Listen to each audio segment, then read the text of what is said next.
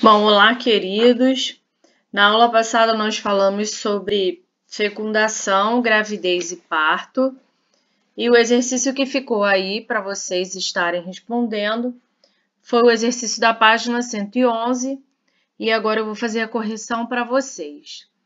A número 1, observe o esquema abaixo e anote no caderno o que representa cada número. Então vamos lá, aqui, número 1, ovário. Número 2 é a ovulação ou o ovócito. O número 3 aqui, fecundação, não é isso? Olha lá os espermatozoides. Número 4 é a tuba uterina. Número 5, útero. E número 6, processo da anidação, que é a implantação do ovócito fecundado. Após a fecundação, ele passa a ser o zigoto e aí ele vai fazer a anidação, que é a implantação desse óvulo fecundado na parede do útero. Número 2, o que é anidação? A fixação do óvulo fecundado no endométrio, na parede interna do útero. E o que acontece se esse processo não ocorrer? Se esse processo, se a fecundação não ocorrer, se não houver a nidação, o endométrio ele vai se descamar todo e vai ser eliminado na menstruação. Número 3. Qual é o anexo embrionário exclusivo de alguns mamíferos e pelo qual ocorre interação entre a mãe e o feto? E qual a importância dele? Bom, aí ele está falando da placenta, A importância é que a placenta oferece oxigênio e nutrientes ao bebê e também recolhe todos os resíduos, que precisam ser eliminados aí do organismo da criança. Número 4. Quantas semanas aproximadamente dura uma gestação humana? E em quantos trimestres ela costuma ser dividida? Bom, ela dura cerca de 40 semanas e ela está dividida em 3 trimestres. O refletir, leia o texto e faça o que se pede. A placenta, a conexão do bebê com o exterior, funciona como um filtro. O tecido de 4 centímetros de espessura, colado à parede do útero e repleto de vasos sanguíneos, leva oxigênio e nutrientes para o bebê e manda embora gás carbônico e impurezas. Mas todo esse aparato de segurança provido pela natureza é inócuo, não serve para proteger o bebê de um perigo prosaico, a alimentação materna. Uma nova safra de estudos baseados nos avanços da genética está ajudando os pesquisadores a entender porque aquilo que a mãe come tem o poder de influenciar na saúde do filho até mesmo na vida adulta. As pesquisas sugerem que a alimentação materna pode moldar o funcionamento do organismo do bebê para o resto da vida. Bom, diante do que a reportagem afirma, pesquise em livros, revistas ou internet itens importantes na alimentação de uma gestante e itens que devem ser evitados na dieta. Complementem a pesquisa com informações sobre os riscos da ingestão de álcool ou de cigarros. Bom, durante a gravidez, gente, o consumo de cafeína, queijo, peixe cru, por exemplo, deve ser evitado, porque pode afetar o desenvolvimento do bebê ou conter micro-organismos que infectem o embrião, ou o feto. Já o consumo de álcool prejudica o desenvolvimento neurológico do bebê durante a gestação e o cigarro afeta diretamente o volume dos vasos no cordão umbilical. Sugerimos que vocês montem aí uma pesquisa, que vocês encontrem alguns dados na internet para estarem colocando aí na pesquisa de vocês e que vocês me enviem, tá? Esses resultados juntamente com o exercício de vocês.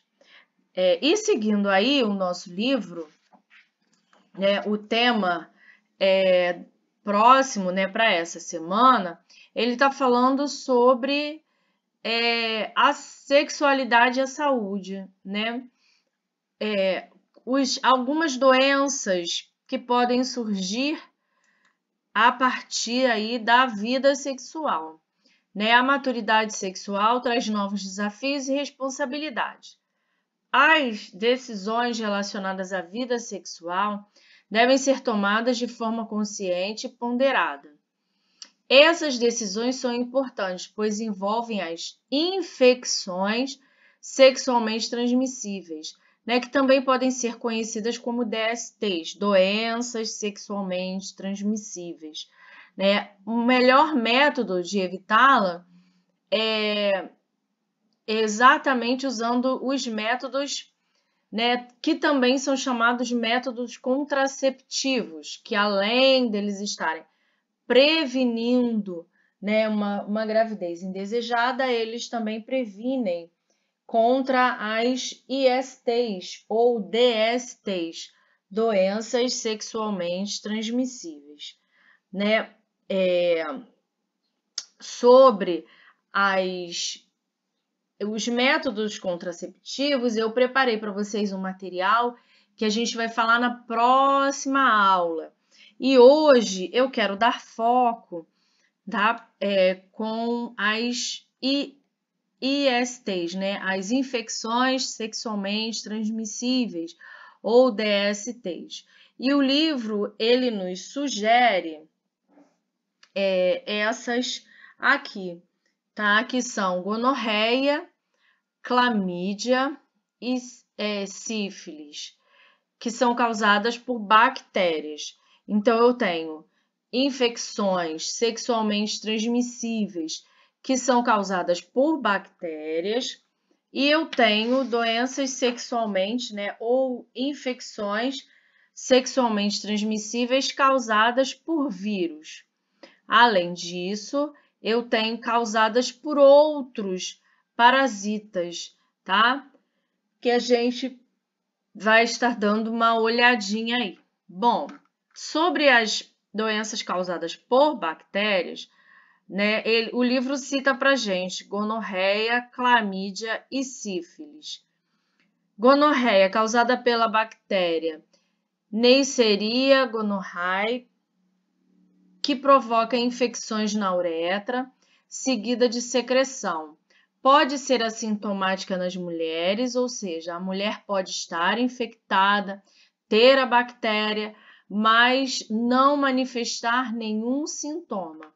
Ela vai transmitir a doença, mas ela não vai ter os sintomas. Clamídia, causada pela bactéria Chlamydia trachomatis, provoca infecções na uretra, causando dor e ardência urinar. Pode atacar os linfonodos, tá? Podem dar ínguas na virilha, principalmente. Sífilis, causada pela bactéria Treponema pallidum, que provoca inicialmente feridas sem dor. Entretanto, sem tratamento, pode evoluir para atingir órgãos vitais, com risco de morte. O tratamento dessas infecções aqui, ele é feito a partir de antibióticos. Infecções causadas por vírus. Aí nós temos lá o HPV, a herpes genital, hepatite B e a AIDS, né? O HPV causa verrugas na pele e na região genital, que pode evoluir para o câncer de colo de útero. Como prevenção ao exame Papa Nicolau, cujo material é coletado no colo do útero pelo ginecologista e depois é analisado. Possibilita detectar lesões que podem indicar câncer, infecções e IST.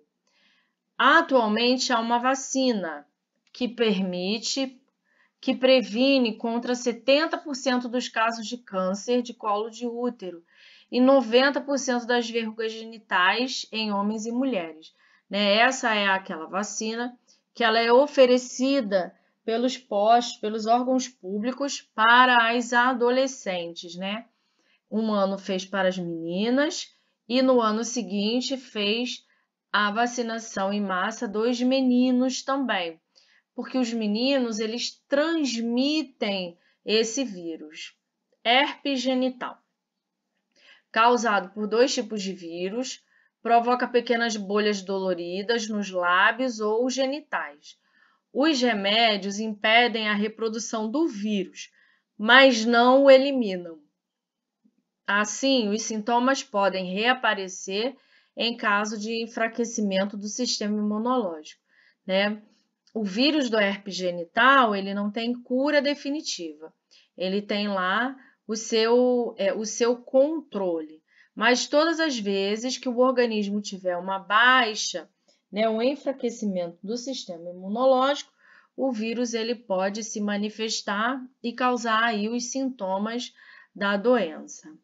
Hepatite B, causada por vários tipos de vírus, pode provocar febre, dor de cabeça, cansaço e, em casos mais graves, inflamação no fígado.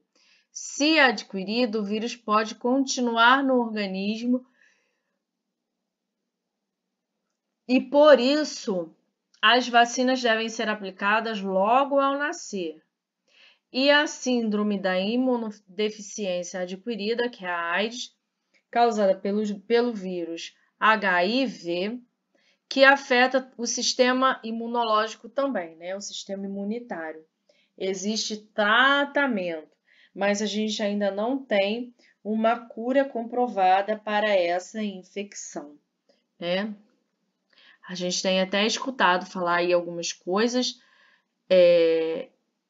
os estudos, né, para se conseguir uma vacina contra a AIDS já estão bem avançados, mas ainda não estão concluídos, né? Triconomíase, causada por um protozoário, Trichomonas vaginalis, provoca uma secreção na vagina da mulher e na uretra do homem, podendo ser assintomático.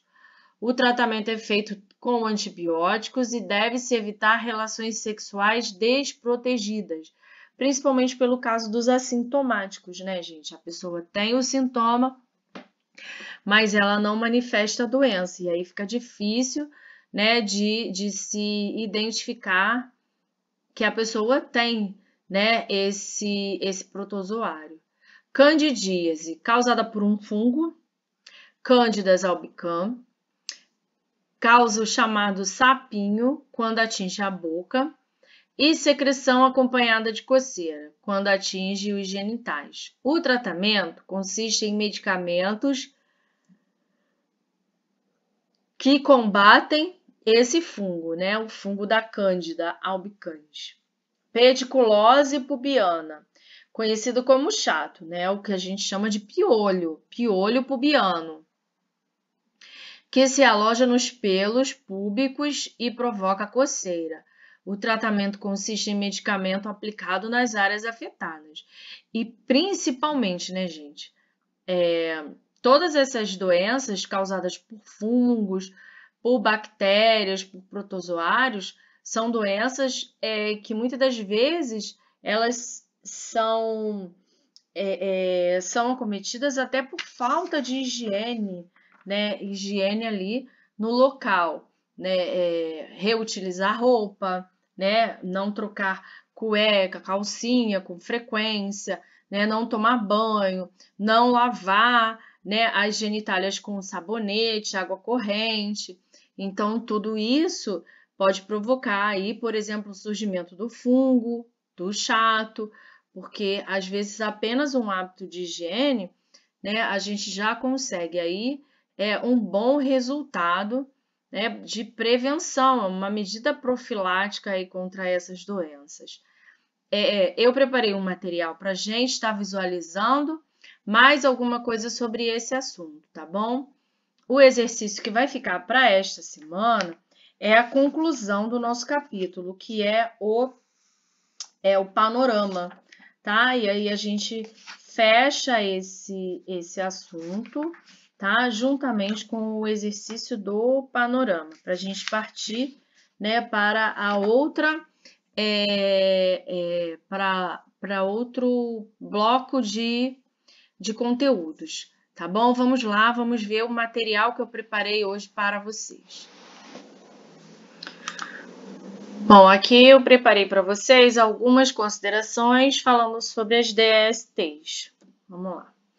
Doenças transmitidas por meio de relação sexual, DSTs, ou ainda também conhecidas como doenças venéreas. Antigamente falava esse termo, hoje em dia a gente usa mais DST. Em geral, a pessoa infectada transmite a DST para os seus parceiros, principalmente pelo ato sexual, quando acontece penetração, né? O contato sexual mesmo. As DSTs são graves? São um grave problema de saúde pública. Por quê? Facilitam a transmissão sexual do HIV, o vírus da AIDS, quando não diagnosticado e tratados a tempo, podem levar a pessoa portadora a ter complicações graves e até a morte. Algumas DSTs, quando acometem gestantes, podem provocar o aborto ou o nascimento com graves malformações, né? Afetam principalmente os bebês. Quais as consequências das DSTs? Bom, das várias consequências a gente tem esterilidade, inflamação dos órgãos genitais do homem, podendo causar a impotência, inflamação no útero, nas trompas e ovários da mulher, podendo complicar para uma infecção em todo o corpo e pode causar a morte. Mais chances de ter câncer no colo do útero e no pênis. Nascimento de bebês prematuros ou com má formação no corpo e morte desse bebê ainda na barriga da mãe ou após o seu nascimento. Como fazer a prevenção? A melhor forma de prevenir a transmissão das DSTs é usar sempre e corretamente a camisinha em todas as relações sexuais. Não compartilhar agulhas e seringas com outras pessoas. E no caso de necessitar receber uma transfusão de sangue, exija que ele seja testado para todas as doenças que podem ser transmitidas pelo sangue. Os tipos mais comuns, eu coloquei aqui só 2 ou 3 exemplos para a gente estar visualizando. O papiloma humano, que é o HPV, causa verrugas em diversas partes do corpo, dependendo do tipo do vírus. Mais de 2 milhões de casos por ano no Brasil. Propaga-se por contato sexual. Alguns tipos podem ser evitados por vacina. O tratamento pode ajudar, mas essa doença não tem cura. Crônico pode durar anos ou a vida inteira e requer um diagnóstico médico. Muitas pessoas com HPV não desenvolvem nenhum sintoma, mas ainda podem infectar outros indivíduos pelo contato sexual. A imagem ali mostra algumas verrugas na boca, tá? Que pode causar. AIDS é causada pelo vírus HIV, que interfere na capacidade do organismo de combater infecções. Mais de 150 mil novos casos, por ano no Brasil. Propaga-se por contato sexual. O tratamento pode ajudar, mas essa doença não tem cura. Crônico pode durar anos ou a vida inteira e requer um diagnóstico médico também. O vírus pode ser transmitido pelo contato com sangue, sêmen ou fluido vaginais infectados. Algumas semanas depois da infecção pelo HIV, podem ocorrer alguns sintomas semelhantes aos da gripe, como febre, dor de garganta e fadiga. A doença costuma ser assintomática até evoluir para a AIDS. Os sintomas da AIDS incluem perda de peso, febre, fadiga e infecções recorrentes, né? A pessoa, na verdade, com o vírus da HIV, ela morre por doenças oportunistas. A pessoa pode morrer até mesmo por uma pneumonia, simples pneumonia. E aqui tem outros exemplos, né, de DSTs, cancro mole, candidíase, triconomias e herpes, que a gente viu, condiloma, gonorreia, granuloma, sífilis, hepatite B, AIDS. Quais os principais sinais? Bom, feridas, que são úlceras, aparecem nos órgãos genitais ou em qualquer parte do corpo, podem doer ou não. Corrimentos, aparecem no homem e na mulher, no canal da uretra. Vagina ou ânus, podem ser esbranquiçados, esverdeados ou amarelados, como pus. Alguns têm cheiro forte e ruim. Tem gente que sente dor ao urinar ou durante a relação sexual. Nas mulheres, quando o corrimento é pouco, só é visto em exames ginecológicos. Verrugas, que são como caroços, podem parecer uma couve-flor quando a doença está em estágio avançado. Em geral, não dói, mas pode ocorrer irritação e coceira. Ardência ou coceira, mais sentidas ao urinar ou nas relações sexuais. Há pessoas que sentem as duas coisas, mas somente uma ou muitas pessoas não sentem nada e, sem saber, transmitem DST para seus parceiros. Dor e mal-estar. Embaixo do umbigo, na parte baixa da barriga, ao urinar, ao evacuar ou durante as relações sexuais. Né? Então, esses são alguns sintomas dessas DSTs. Lembrando a vocês que o exercício dessa semana é todo o quadro do panorama, tá? Na próxima aula a gente faz a correção e retira as dúvidas. E também na próxima aula eu vou falar com vocês sobre os métodos contraceptivos, tá? Na folhinha do material em PDF que vocês estão recebendo essa semana, também tem um resumo bem legal, um quadro, onde eu deixo algumas considerações e faço ali um resumo, né, de todo o material que vocês estão recebendo. Bom, até a próxima semana, um beijo no coração, espero que vocês estejam e fiquem bem. Fiquem com Deus.